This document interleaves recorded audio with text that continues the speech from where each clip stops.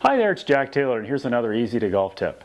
And this might be one of my most important tips I talk to you about. What I really want you to think about is when you're starting to learn the golf swing or you're changing your golf swing, it's really helpful if you have some sort of an idea of a swing model you'd like to try and match, but also one that you're capable of matching. So what do I mean by that? So what I want you to think about is that from my point of view when I'm teaching, I look at how a person's flexibility and ability to turn relate to a golf swing. So in other words, if you come to me and you're not very flexible and you happen to be a bigger body type, it's going to be hard for you to rotate the same way that maybe Rory McIlroy would rotate, or Martin Keimer. What I'd like you to think about is your rotation is going to be what I would call a simple rotation. So what do I mean by that? I'm going to try and demonstrate that a little bit, okay? So if I'm doing a setup here and just doing a normal turn, what I want you to think about is that when I turn back and unload it into my right side, a simple turn means I'm just turning to here at impact. So it's just an easy turn to here. And my weight is actually stacked inside my front leg. And you can see how my shoulders are just turning with my body and everything else. And then watch as they rotate through. It's just a simple turn. So I call it a simple turn. Okay, now the difference between that and the next one is that the next one I call a dynamic turn. And so what does a dynamic turn mean? So, and this would be, again, like Rory McIlroy, Martin Keimer, professional tour players like that.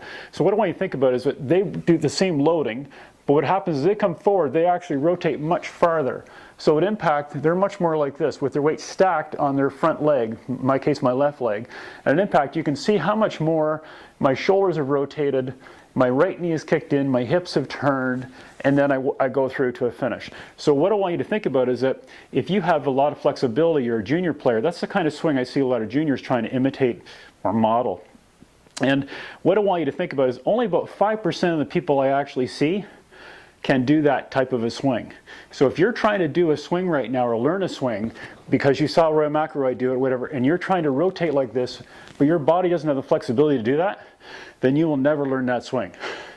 So what I want you to think about is you need to work at a swing that you can do, that your body can do. If you're really good and you do yoga all the time and you feel like you're very flexible, then you may be able to do a Rory McIlroy swing where you're actually turning much more rapidly. But if you're not as flexible and you want a simpler move, which also is probably a little bit kinder to your back, I highly recommend you consider a simple turn or a simple rotation. So again, the two different types are simple rotation or dynamic rotation. And you have to decide which one of those you want to pursue. And make sure that when you see a teacher, they, one, know the difference between the two, can demonstrate the difference between the two, and they can also make sure they make a really good recommendation for you. Remember, when you have the right information, it's easy to golf.